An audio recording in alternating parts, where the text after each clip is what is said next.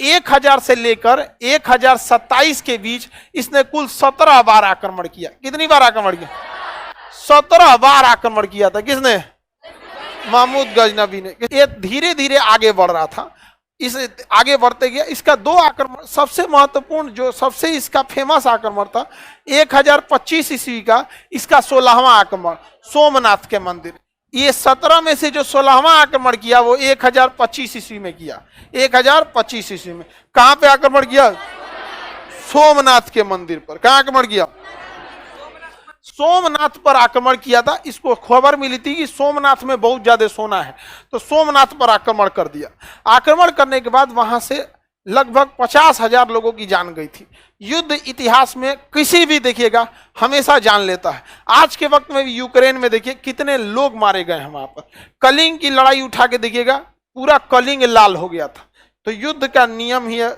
वहां पर जब वो युद्ध के बाद देखा कि ससुरा हमारा तो सोना मिल ही नहीं रहा है, बाद में पूछा किसी से, सोचा हम तो बड़ा सुने थे कि सोमनाथ में सोना है।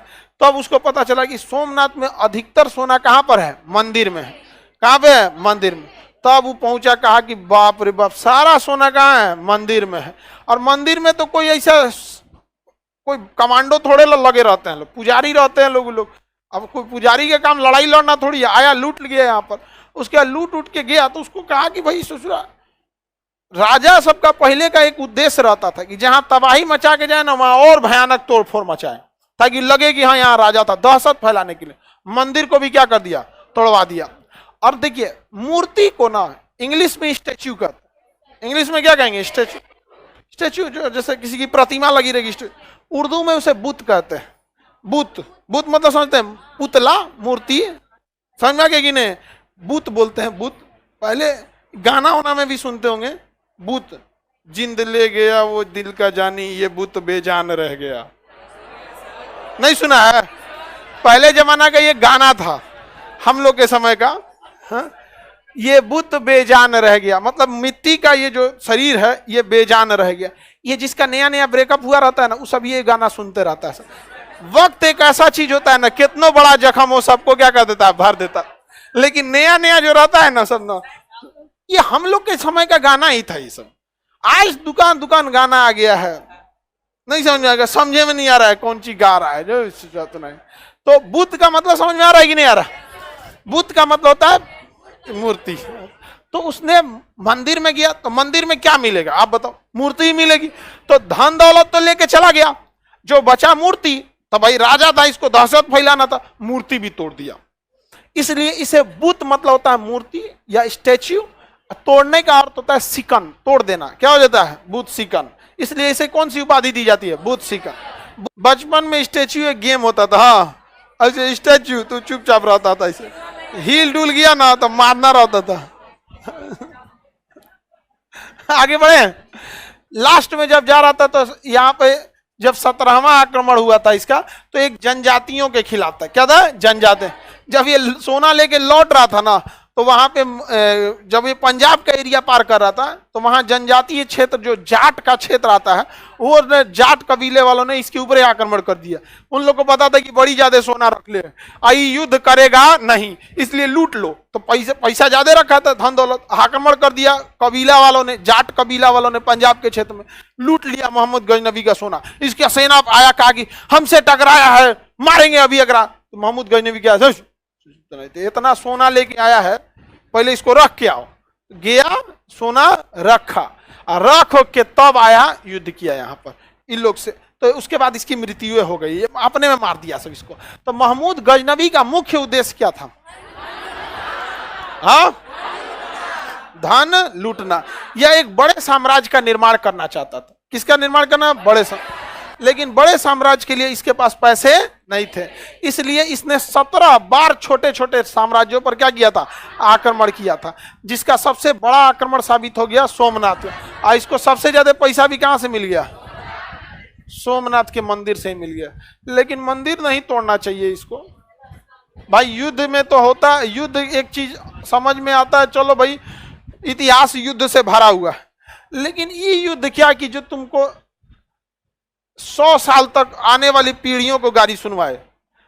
यहां देखिए, ये एरिया है अफगानिस्तान का, यहीं था गजनी। यहां पे कौन था? गजनी। यहाँ गजनी गजनी गजनी का राजा था गजनवी। जगह का नाम कौन है? गजनी। और यहीं पे गौर, मोहम्मद गौरी यहीं पे। और यहाँ पे फरगाना, समझ में आ गया? बाबर। सब एक के जगह ऐसा है, सब अफगानी। यह पहाड़ी एरिया है, इन सब का लक्षण है खाली लड़ाई करना। अभी तालिबान वाला है सब यहाँ पे। 10 साल रूस से लड़ा, सब रूस को हरा दिया। सब 20 साल अमेरिका से लड़ा, सब अमेरिका को हरा दिया। सब आपने कभी नहीं सुनेंगे किसी चीज में आगे है, सब खाली लड़ाई में आगे है सब। तो जिसका मेन ऑब्जेक्टिव ही है खाली लड़ना है, उससे आप अर्थव्यवस्था, मानव संसाधन, media, education, health, IT, space technology, defence, सबको ध्यान में रखते हुए आप कैसे लड़ाई लड़ेंगे? उसका एक के कम है क्या चीज? लड़ाई करना है वहां पर, और कोई कम नहीं है। दूसरा एक और चीज होता है ना, यहाँ पे लड़ाई जीतना बहुत मुश्किल है, चारों ओर से पहाड़ है। तो जो लोग पहाड़ नहीं देखे हैं ना, उनको लगता होगा पहाड़ छोटा सा है।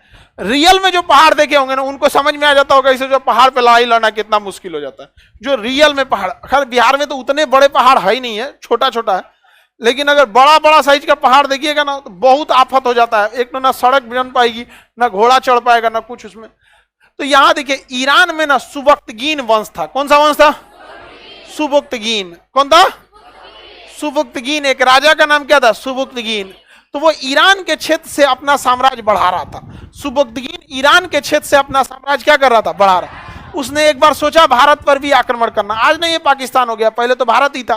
तो उसने सोचा यहाँ पे भी आक्रमण करना, लेकिन वह आक्रमण आया करने, लेकिन उसको लगा कि नहीं, इधर अभी आक्रमण करने लायक नहीं है, लौट गया। सुबक्तगीन का बेटा आया महमूद गजनवी।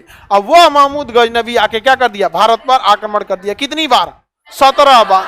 और उसका सबसे बड़ा आक्रमण हुआ गुजरात के सोमनाथ का मंदिर। यहां से सोना लूट के जब ले जा रहा था, तो इस एरिया में जाट जो क्षेत्र वाला एरिया पड़ता है, उसने क्या किया? सोना लूटा। तो उसने युद्ध नहीं किया, चुपचाप भाग गया, सोना वोना रखा, 1 साल आराम किया, थोड़ा सा थक हो गया था युद्ध में, आया फिर मार के यहाँ पे हमला किया था। किसी को कोई दिक्कत नहीं ना। हालांकि इस युद्ध में जब यहाँ आया, आक्रमण किया था, तो यहाँ के राजा अजयपाल थे। क्या थे? अजयपाल ने कोई खास विरोध नहीं किया। और उस समय के राजा विरोध किए रहते, तो ऐसा हुआ रहता है। अच्छा जरा सोचिए, ये जो आके आक्रमण कर रहे हैं, हर्षवर्धन के समय कर जाते हैं, हर्षवर्धन चबा जाता है वहां पे, यहाँ पर। अच्छा जो तुमने आके हमारे यहाँ आक्रमण करो। अशोक के समय, अरे क्या बोलेगा अशोक के समय? चंद्रगुप्त मौर्य को तो दहेज में मिला था ये एरिया, अराकोसिया, जेड्रोसिया, पेरिस, पेमियाई, पढ़ा दिए ना। काबुल, कंधार, मकरान और हेरात, ये सारा क्षेत्र चंद्रगुप्त मौर्य को क्या मिला था? दहेज। समझ में आ गया? इन्हें तो ये सब सार लगेगा सब यहाँ बिहार वालों को, नहीं समझ में आ गया? अभी भी लगेगा सब हम लोग का क्या लगेगा सब यही ना बिया हुआ था कार्नेलिया का, बिहार में, पटना में आई थी, पाटली वहां कुम्हरार में, कोचिंग से 2 किलोमीटर है यहाँ से कुम्हरार। बाजार समिति रेलवे लाइन के उस पर क्या आ जाएगा? कुम्हरार, वहीं बिया हुआ था उसका। और दहेज में ये सब मिला था, ये सब एरिया। तो ये तो हितई हुआ हम लोग का, नहीं हुआ, रिलेशन हुआ यहाँ पर बात करता। तो कहीं ना कहीं बर्बादी में हम लोग का भी हाथ है। आप खुद सोचिए, कभी पॉसिबल ही नहीं था किसी विदेशी का कि अशोक के समय देख सके। अशोक के समय देखने की क्षमता नहीं थी किसी की कि भारत के ऊपर आक्रमण कर। राजा का शक्तिशाली रहना बहुत जरूरी है। हर्षवर्धन के मरने के बाद राजे कहां बचा? तनी 2 बीघा 3 बीघा ले लेके राजा बनेंगे लोग, तो कोई ना कोई आक्रमण करवे करेगा यहाँ पर। तो ये सब का भी, ये सब तो आक्रमण करवे किया सब, हम लोग भी जिम्मेदार हैं। अब सोचिए, हमें पृथ्वीराज चौहान, साम्राज्य इतना बड़ा, अजमेर से दिल्ली, मुख्य रूप से यही एरिया था। जहां इधर की ओर बढ़े, आगरा की ओर, जयचंद से बवाल हो गया। जयचंद से बवाल हो गया, इधर से चला है कौन? गौरी चला है। हर्षवर्धन के समय आए तनी कोई गौरी उरी। समुद्रगुप्त के समय समुद्रगुप्त घोड़ा से कचार देता, 3 समुद्र का पानी पीता था, किसी की हिम्मत नहीं थी। तो राजा का रहना बहुत जरूरी है, शक्तिशाली राजा का होना बहुत जरूरी है।